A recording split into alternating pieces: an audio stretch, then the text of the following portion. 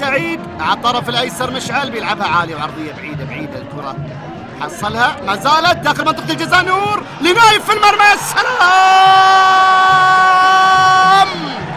تاريخهم يشفع لهم والماضي يشفع والحاضر يشفع ويلي تشوف الاتي ما راح تشبع لان المتعه ورا المتعه يوم ورا يوم والاتي دوم. هزازي الآن يسجل رابع أهدافه في مرمى الأندية القطرية بعد هاتريك صلال قبل 3 سنين.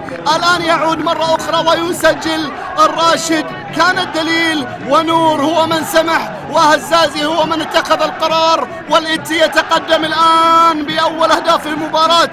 أول أهداف المباراة لمجدي صديق. مجدي بيسيطر وبيمرر تمريرة أمامية حلوة مثل جابيسكو أمام المرمى فرصة تعادل يا سلام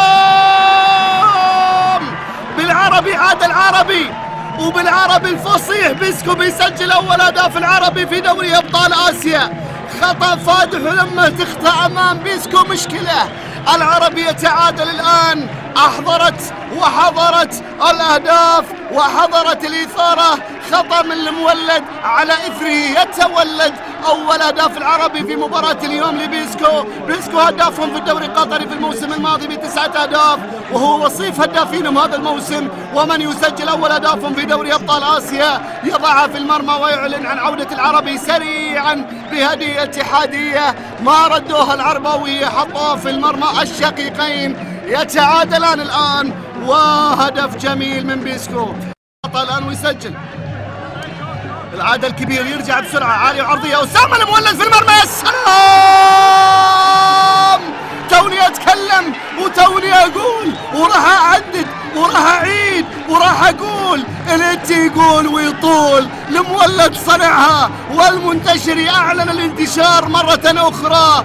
الاتي يضع الكرة في المرمى ويعلن عن عودته سريعا سريعا سريعا. المولد قال أنا سجلت أنا تسببت وأنا سامن أعيد الاتحاد وهذا هو المولد صنعها والمنتشر يحطها في المرمى وتعلن عن تقدم الاتي مرة ثانية. الاتي 2 والعربي 1 من رأسية المولد إلى رأسية المنتشري من قلبي الدفاع إلى قلب الصدارة. الاتي يعود مجددا.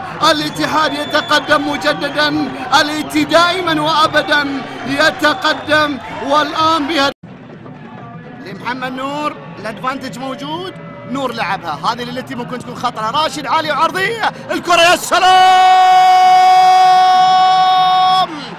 هذه كرات نايف هزازي وتميز هزازي وكأنه المطرب عزازي الذي أطرب جمهور الاتي في اللقطة الماضية بالثلاثة. والاتي كل ما يزور الدوحة لازم بالثلاثة. الاتي يحسم المباراة وينهي المباراة ويتصدر المجموعة ويقترب من الدور الثاني. لماذا كل هذا؟ لماذا وما معنى كل هذا؟ معنى ذلك كلمة بسيطة معناها كبير أفعالها كبيرة ألا وهي كلمة الاتحاد.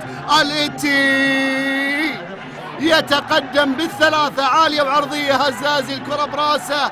يصبح أبرز هداف في تاريخ مواجهات أندية البلدين لأنه مسجل الآن 5 أهداف ويعادل رقم ناصر الشمراني. وهزازي يضعها في المرمى متخصصا في مرمى